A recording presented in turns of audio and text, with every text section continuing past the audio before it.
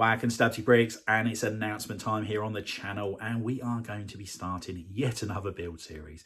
Now, I know there are going to be people out there wondering, why am I starting a fourth build series when I haven't finished Gotham, I haven't finished the Tantive or the Onyx Cinder? Now, first of all, the Onyx Cinder, that build series will be returning very, very soon. I'm hoping to start work on that again in the next month or two.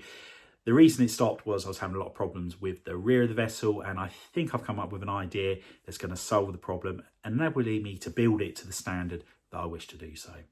Now, the reason I'm starting a fourth build series is Bricktastic in Manchester. It's coming up in just over a month's time, and I want to exhibit there. I went to my first exhibition tailored last year at BrickCon in Dublin, and I took the Wayne Tower behind me there, and I had so much fun that I thought I have to do it again.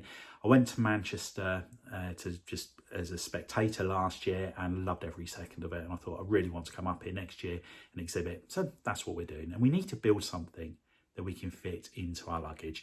I'm flying over, so it needs to be of a certain size. It needs to be very strong so it can survive the journey over there. And I've decided that I'm going to be building IG-88 from Empire Strikes Back. Now, if I can build it and I get it done relatively quickly and it's posable, I may very well change it to IG-11 from The Mandalorian and then make a speeder bike to go with it, because I think that would look really cool. So we're just going to see how we get on. The build series is only going to be 2, maybe 3 at a push episodes long. Obviously, I have got a deadline to get the build done in time for, so that's what we're planning for. Now, rest assured, Gotham City updates, they will still be coming out once a week. Got loads of parts on the way as for Arkham Island, so an Arkham Asylum, so I'm really looking forward to cracking on with that. The Tantive, I am struggling with parts on. I'm waiting for so many parts to come in to get the skin sorted out on the cockpit area that I'm not sure how much I can get done until those pieces come in. There are a few sections I can work on, so fingers crossed we'll still be able to get at least one update out per month. It may be a bit of a push to get to, but we'll certainly try our hardest to do so. Anyway, without further ado, let's get the bricks out, let's get the plates out, and let's get started. And here we have an image of IG-88. So this is what we're going to be building out of Lego. And what I'm going to do is I'm going to start with the head of IG-88. I think that's the best place to start. From there, I'll then be able to calculate how big each section of the body wants to be. I don't want to start at the feet, get all the way to the top, and then have the head so it looks like it's either too big or too small. Anyway, let's make a start on the head and see what we can come up with. And here we have the start of the head, and really pleased with how it's coming along so far.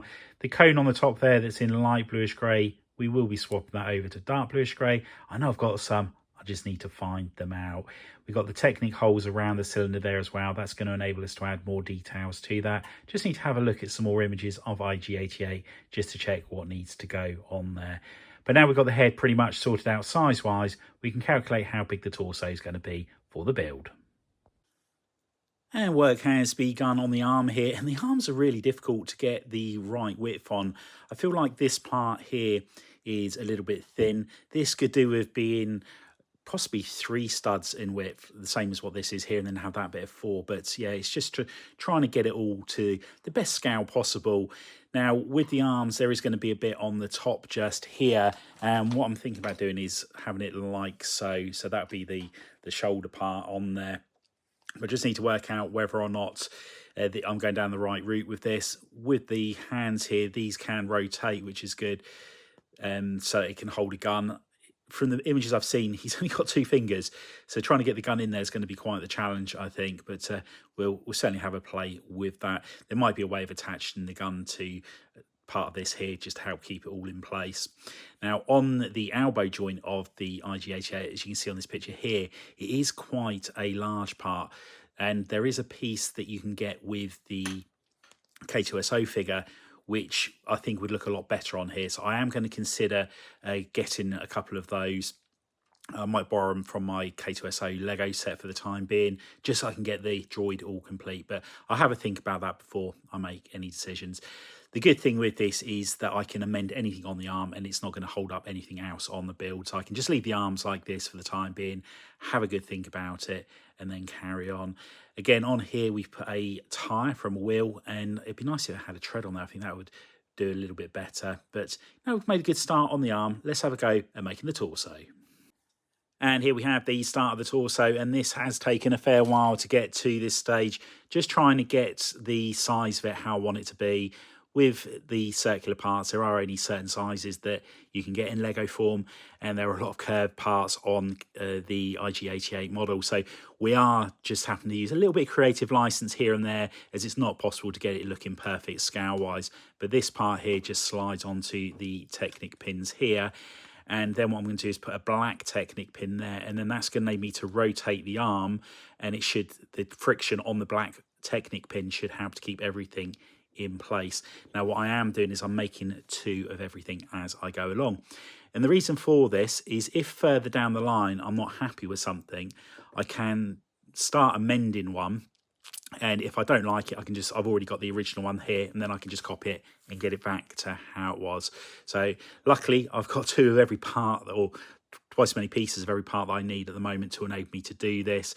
But it's really good once I put the head onto the top of the torso here. Already it's starting to look like IG-88 in my opinion, which is really good. Anyway, let's carry on building the next part down on the torso area here, and I'll check back in once we've made a little bit more progress. And the experimentations and prototyping's well underway here, and it's all to do with these cylinder pieces just here. Now they need to be a fraction apart going by the images you can see on screen at the moment. And originally I was going to put them on one of these clips just here. However, if I put these 2 cylinders side by side, they're actually touching. So I had to scrap that idea. However, what I started experimenting with was by using several of these, and then I could move them about as much as I wanted to do so. So if I just take this apart here, that's how I've gone about doing it. And I thought that was a good way forward. However, the problem that I had was this stud just there on both sides, you couldn't actually use. This part here was getting in the way. So I've now gone over to this version just here. And this one, as you can see, I've got a lot more details on here now, making a nice bit of progress on here. And it is by using these clips just here. So I've got one just there which is attached to the stud behind the ingot there, and there's one this way which is pointing forward, and that's giving me the gap that I need on there. So it's just about right, they're not touching, and really happy with how that's all coming together. Now on the back here we have put a stud just there, and that's again so we can add more of the details onto the back of this. Now this part here again is a detail that I've seen on some images, so that will just clip onto the back just there, and again it's just giving it all of the details that we're after with the build. Now one thing I am just going to start experimenting with is the upper part of the torso here once again. Is now I've got the bottom bit done, I'm feeling like we're just a fraction too wide on the top. And there have been a couple of amendments to the build here. I've changed the shoulder part just here. I've added these wedge pieces or slopes, whatever you want to class them as, and inverted slopes on there. Originally I had this part on there, however I was really struggling to get something to connect to this how I liked it, and also I felt like once I had the arms on it was coming out just a little bit too wide. So I've changed that all over and a lot happier with the look of that. One thing I did notice after looking at the images again are there some pads on the shoulders of the droid. So I've changed out the dark bluish grey to black and raised them up by one stud or one plate on each side, and I think that looks a lot better now. I think it's a lot more accurate to what you see on there. But what I'm going to do now, I'm just going to attach the arms to this one, and then I'll show you how it looks. And here we have the arms on the droid, and really loving how this is all coming together here. A couple of amendments I want to make to the arms, as I mentioned previously, just make them a little bit thicker. But all in all, really happy with how this is all coming together. Now, there are some pieces I do need to do colour swaps on, such as these parts just here. I'm struggling to find them. I know I've got some more somewhere, but yeah, just need to find them out. And also this plate here, this is one of the 4x4 circular plates which has got the hole in the middle, so I just need to find a couple of those out as well. If all else fails, I think I'll go over to the black one. I don't think it's going to notice as much once I've changed these over to the dark bluish grey. But I'm so pleased that I'm building 2 of these as I go along, as the amount of times I've changed part of the design on here and then realised actually I've made the wrong decision, gone back to the other one, and just keep on alternating the build. So yeah, they're getting there slowly but surely. I didn't realise how much fun building a character like this was going to be. And yeah, can't wait to carry on doing it. Anyway, what I'm going to do now, I'm just going to have a go at making the weapons for it, just to see what I can come up with on that side of things. And yeah, we'll check back in once we've done so. And here we have the first attempt at the gun for IG-88, and quite happy with how it's come out.